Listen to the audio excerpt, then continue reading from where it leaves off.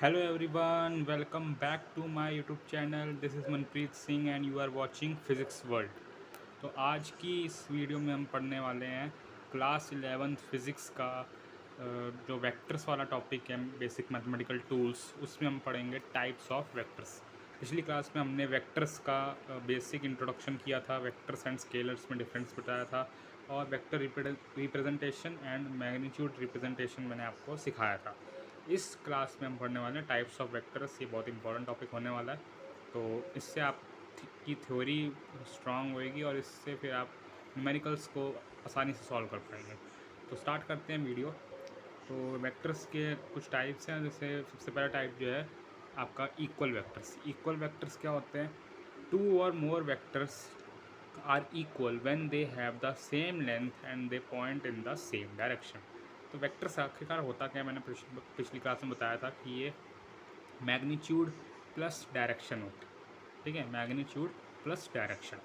तो equal vector से क्या मतलब आ जाएगा कि उनका डायरेक्शन भी सेम हो एंड मैग्नीट्यूड भी सेम हो। लेंथ सेम मतलब मैग्नीट्यूड से।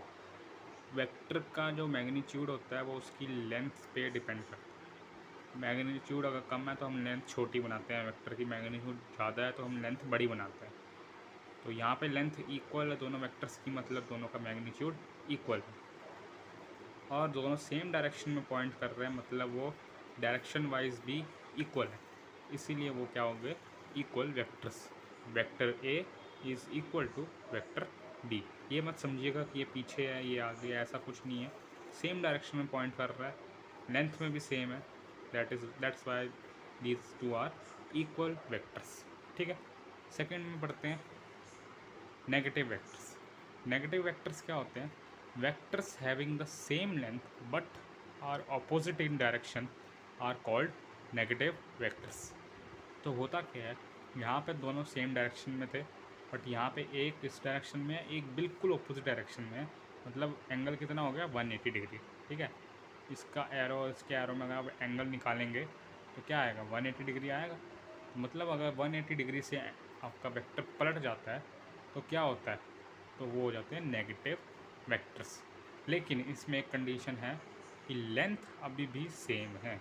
यहाँ पर भी लेंथ सेम थी, यहाँ पर भी लेंथ सेम है, बट डायरेक्शन ऑपोजिट है, इसलिए आया है vector A is equal to minus of vector B.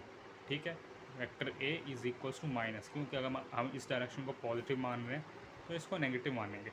हम ऐसे भी लिख सकते थे vector B equals to minus of vector A. तो हम किसी को भी नेगेटिव किसी को भी पॉजिटिव मान सकते हैं। मैंने इस वाली डायरेक्शन को पॉजिटिव माना तो इसको मुझे नेगेटिव लेना पड़ेगा। ठीक है, आपको बात समझ में आ गई होगी। बहुत आसान आसान सी टर्म्स हैं। जैसे आप अगर सेट्स की आपने क्लास करी हो कभी, तो उसमें इक्वल सेट्स, नल सेट और भी बहुत टाइप के फाइनाइट इनफाइनाइट ये सब सेट्स होते हैं, तो वो नाम से क्लियर होते हैं। ऐसे ये भी नाम से क्लियर है। फिर उसके बाद आपका आता है नल या ज़ीरो वेक्टर। ज़ीरो वेक्टर या नल वेक्टर क्या होता है? ये ऐसा वेक्टर होता है, null vector is a vector that has magnitude equal to zero and is directionless. मतलब क्या है? ज़ीरो वेक्टर का मतलब ये होता है, सिंपल सा है कि बस एक पॉइंट है, बस एक पॉइंट। मैंने पॉइंट बहुत बड़ा बनाया, बट ये इतना सा भी हो सकता है। ये तो मैंने सिर्फ दिखाने के लिए इतना बड़ा बनाया है। ये बस ये आपका ज़ीरो वेक्टर है। ना इसका कोई मैग्नीट्यूड है, पॉइंट का कोई मैग्नीट्यूड नहीं होता, लेंथ का मैग्नीट्यूड होता है, और ना ही इसकी कोई डायरेक्शन है। हम कैसे बताएं कि इसकी डायरेक्शन यहाँ है, यहाँ है, यहाँ है, यहाँ है? इसको डायरेक्शन लेस भी कह सकते हैं, और कई कई बुक्स में आर्बिट्री डायरेक्शन भी लिखा है। आर्बिट्री मतलब कि कहीं पर भी हो सकती है, कोई भी रैंडम डायरेक्शन। मतलब एक तरीके से डायरेक्शन लेस भी बोल सकते हैं हम, एंड आर्बिट्री डायरेक्शन भी कह सकते हैं। मतलब कोई भी डायरेक्शन है इसकी, हमें नहीं पता, और हम पता कर भी नहीं सकते कि नल वेक्टर की डायरेक्शन क्या होती है। तो null vector is a vector that has magnitude equal to zero and is directionless, और इट्स डायरेक्शन इज़ आर्बिट्री। ठीक है, तो ये हो गया आपका नल वेक्टर। उसके बाद आपका आता है next scalar multiple of a vector. Scalar multiple of a vector क्या होता है? Vector B is a scalar multiple of a vector. अगर एक वेक्टर बी है जो कि स्केलर मल्टीपल है एक वेक्टर का, तो कुछ ऐसे लिखा जाएगा, B vector is equals to K into A vector. K belong कर रहा है रियल नंबर को और ए बी बिलोंग कर रहे हैं किसी वेक्टर को। ठीक है, इसका सिंपल सा मतलब मैं आपको विजुअलाइज करके दिखाता हूँ इसको। ये देखिए, ये क्या दिखा रहा है आपको कि आपने एक वेक्टर लिया, ठीक है, एक वेक्टर लिया आपने, इसको मैंने मान लिया 4a वेक्टर, ठीक है, 4a वेक्टर। 4 अभी मैं बताता हूँ कैसे आया। मैंने क्या करा, एक वेक्टर लिया, उसको 4 इक्वल पार्ट्स में डिवाइड कर दिया, 4 इक्वल पार्ट्स में डिवाइड कर दिया मैंने उसको, और वो चारों एक ही डायरेक्शन में पॉइंट कर रहे थे, और सबको मैंने नाम दे दिया ए वेक्टर, ए वेक्टर, ए वेक्टर, ए वेक्टर, ठीक है। इन चारों से मिलकर बन गया ये वाला वेक्टर, ये वाला, ये बड़े वाला वेक्टर इन चारों से मिलकर बन गया। तो ये क्या हो गया भाई, ए वेक्टर प्लस ए वेक्टर प्लस ए वेक्टर प्लस ए वेक्टर, सब एक डायरेक्शन में सब प्लस हो जाएंगे। अगर ऑपोजिट होता तो माइनस होता, बट इधर ऑपोजिट नहीं होगा, इधर प्लस ही होंगे, क्योंकि सब एक डायरेक्शन में ही लिए जाने चाहिए, ऐसा रूल क्या है।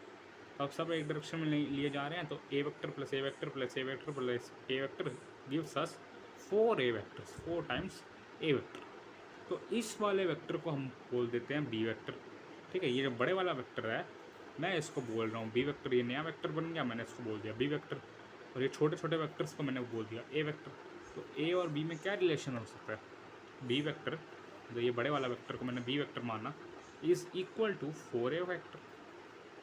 4 ए वेक्टर के इक्वल है, मैंने 4 ए वेक्टर को बी वेक्टर मान लिया, इसको मैंने एक और नाम दे दिया बी वेक्टर, ठीक है। यहाँ एक और नाम दे दिया मैंने इसको बी वेक्टर, और ये बी वेक्टर किससे बना है, 4 इक्वल ए वेक्टर से, ठीक है।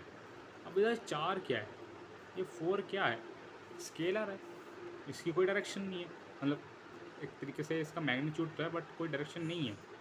सिंपली आप कह सकते हैं 4 क्या है, रियल नंबर है, इट हैज़ नो डायरेक्शन। देखिए ध्यान सुनिएगा, बच्चे कंफ्यूज हो सकते हैं इसमें कि यहाँ पे डायरेक्शन तो है, यहाँ पे डायरेक्शन है, ए वेक्टर की डायरेक्शन है, 4 की कोई डायरेक्शन नहीं है। ये नहीं है कि 1 2 3 4 की डायरेक्शन होगी, नो। यहाँ पे अगर आप एक और ले लेते, इसको बढ़ा देते, एक और ले लेते, तो क्या 5 डायरेक्शन होती, नहीं, इसका मतलब ये नहीं है। ये 4 एक मल्टीपल है, scalar multiple of a vector, scalar multiple, ये स्केलार मल्टीपल है, जो कि एक रियल नंबर आया है। रियल नंबर या कोई भी नंबर आपका वेक्टर कभी नहीं होता, वेक्टर हमेशा कोई ना कोई क्वांटिटी होती है, number is not a vector, ठीक है। तो स्केलार मल्टीपल है, ये स्केलार मल्टीपल मतलब बी वेक्टर 4 टाइम्स है ए वेक्टर के, और ये क्या है, scalar multiple of a vector, ठीक। ये तो थे आपके सारे वेक्टर्स। एक और मोस्ट इम्पॉर्टेंट वेक्टर आता है आपका यूनिट वेक्टर, इसको हम डिटेल में स्टडी करेंगे नेक्स्ट वीडियो में, और हम डिटेल में स्टडी करेंगे ये वाले ग्राफ को भी। आपको यूनिट वेक्टर्स में कभी दिक्कत नहीं आएगी, और ये सबसे इम्पॉर्टेंट टाइप ऑफ वेक्टर है, ये भी टाइप ऑफ वेक्टर है, सबसे इम्पॉर्टेंट है, आपके हर क्वेश्चन में ये यूज़ हो ही जाता है लगभग। तो ये आपको अच्छे से आना चाहिए, ये मैं नेक्स्ट वीडियो में आपको कवर करूँगा। उसके बाद भी हम आगे बढ़ते जाएंगे, magnitude of the vector and some numericals भी प्रैक्टिस करेंगे हम, और हम ऐसे ही आगे बढ़ते चले जाएंगे, और एंड लास्ट में हम फिर वेक्टर्स को एक बारी में हम समराइज़ भी करेंगे एक वीडियो में, क्योंकि वेक्टर एक बहुत बड़ा टॉपिक है, इसको वन शॉट में भी रिवाइज़ करना बहुत ज़्यादा ज़रूरी है, तो वो भी हम करने की कोशिश करेंगे। तो thank you, that's all for this video, please share and subscribe the channel.